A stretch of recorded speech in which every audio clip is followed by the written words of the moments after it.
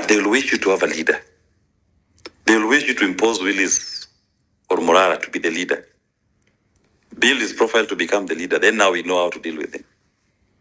They can decide to arrest you. They can decide to compromise you. They can even encourage you, facilitate you to engage in political campaign, knowing that once you build that profile, it's so much easier to deal with you. So we must be very careful. Anything that divides, any singular point of division, you must say no. First, I want to say this. Everybody in the country, including the politicians, have seen the power of the movement. They've seen the power of the people.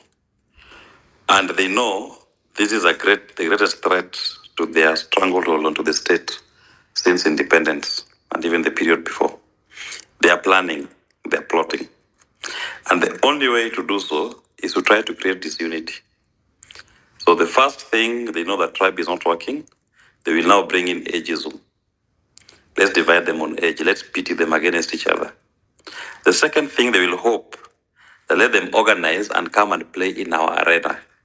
What the movement has done so far, in my view, was to debunk the previous political structures through which state power and asset to office will be used. So they don't want to engage with an amorphous entity. They want to quickly organize you into a political party. And with all due respect to Morara and his team, they may unwittingly be playing into that space where you want to quickly turn into a political party. That is what the political class wants you to do. They want you to have a political party. They want to identify a particular leader. Once you're in that space, they are very comfortable because then they know we are facing this political party. We are facing this individual as a leader. And they will bring pressure to bear on you. They will play the usual politics with you. But if you present an issue that is owned by the people, the issue about political organization, the structure of your politics, you leave it amorphous. We only engage on the issue. We are creating a Kenya divide, us versus them. And us is what we believe in. They will not find an entry point. And the movement must be very clear. When you see anything that tries to differentiate you, we are the Gen Z, they are the millennials, they are the baby boomers. That is just part of cutting the chunking you into small pieces. Because once you are cut into small pieces, you are all easy pick. If you want to eat an elephant, you don't swallow it. You cut into small pieces and eat it. That is the response from the political class. So it is onerous upon us not to fall into that trap.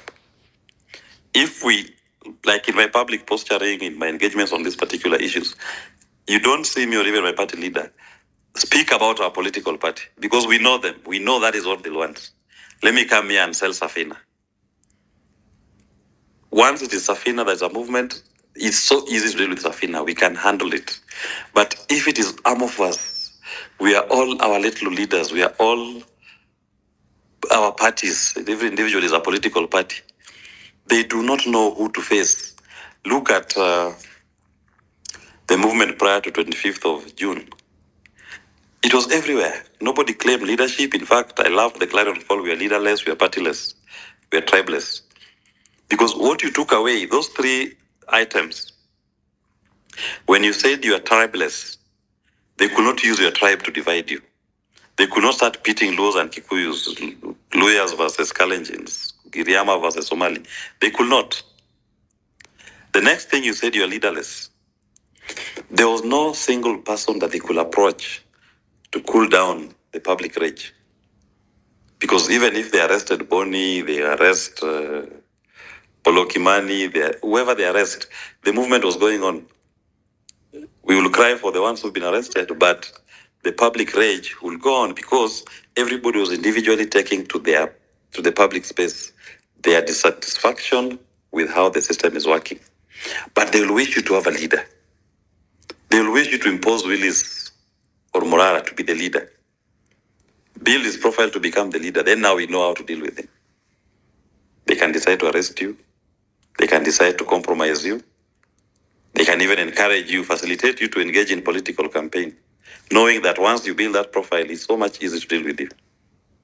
So we must be very careful. Anything that divides, any singular point of division, you must say no.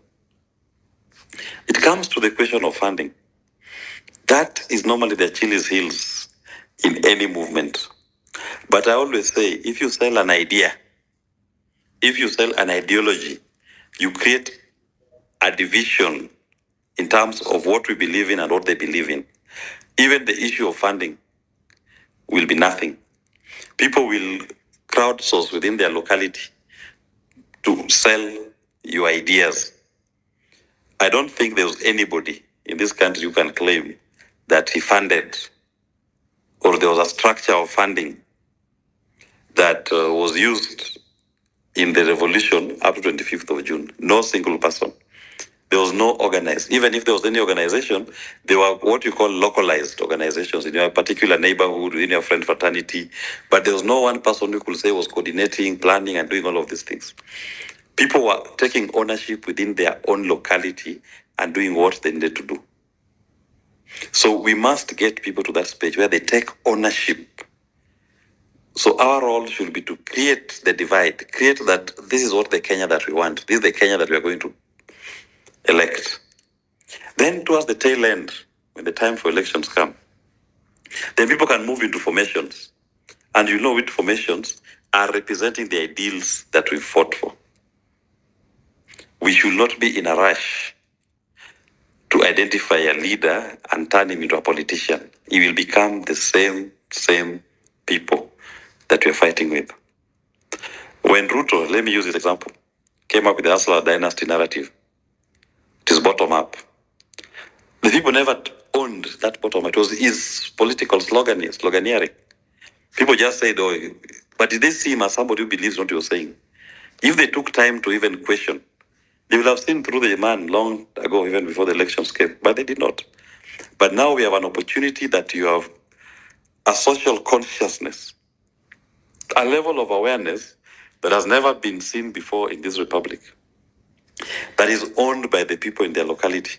So we must encourage those local conversations. I like it, for example, when I was seeing presidents of Langata, Dam Estate going to, in their own way, went at night to a particular club on Langata Road and saying, no, you must stop playing music at night. We need to sleep. We need to have more of those kind of interventions. We encourage them in our locality. Constant agitation. When you see something going wrong, you must constantly agitate, get people to speak up, let their voices be heard. Even if it is a neighborhood issue, doesn't have to be national, because as long as the neighborhood is awake and they address their issue and put pressure on it, they will have an appetite for the next one. They will now feel emboldened to go out on the national one. That is how grassroots movements work. But if you think that you live and raise funds, you'll get a donor, people will contribute, you will be moving into an established and non-structure. There's nothing that a state loves like a structure. Once you have a structure, engagements become the easiest, because you know that energy is now all bottled up in this particular structure. You get rid of that structure or you destabilize that structure, you dismember the structure, the energy dissipates. So don't be in a rush to define a structure, to give it a name, to give it a leadership, an identity. This structure should remain as it has been. If you are fighting the finance bill, increase taxes, let's all fight finance bill and increase taxes across the board. I don't need a Willis to say that we are against the finance bill. My voice should be just one of the many voices. Everybody should be saying it in their own space. So that even when I, for example, I'll go to the street, I will not go to the street and take myself to the front line. I am not a leader. I am a follower. I've come to demonstrate on my own issue. Then I meet my neighbor, I meet my friend, I meet somebody else, also on the street. So that even if I'm picked, the fight goes on. The movement will fight for me to be released, but the core issue why they're on the streets, my presence does not dampen the spirits. It actually just creates a rage that they're now becoming too much.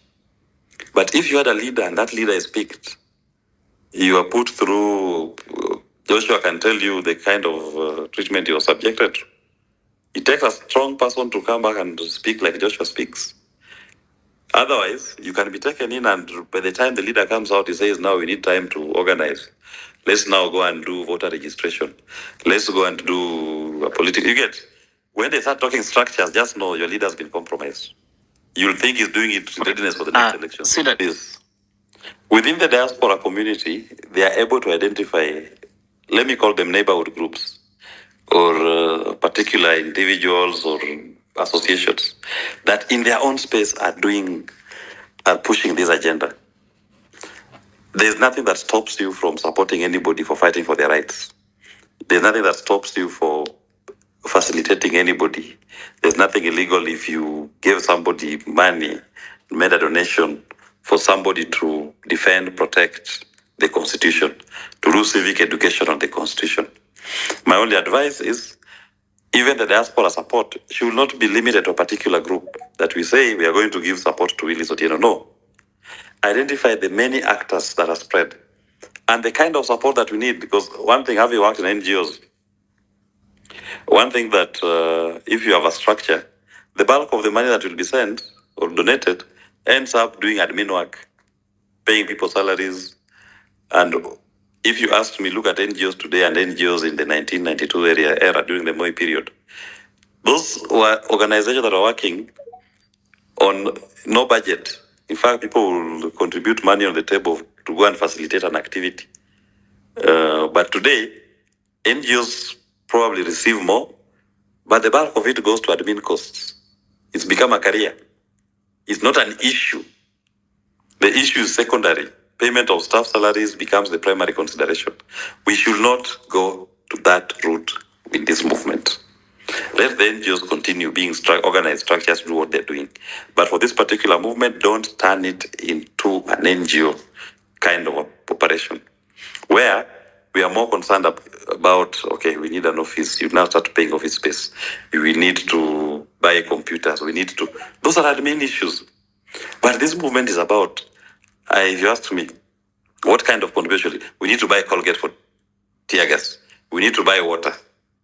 We have an injured comrade somewhere. We need to get him bail.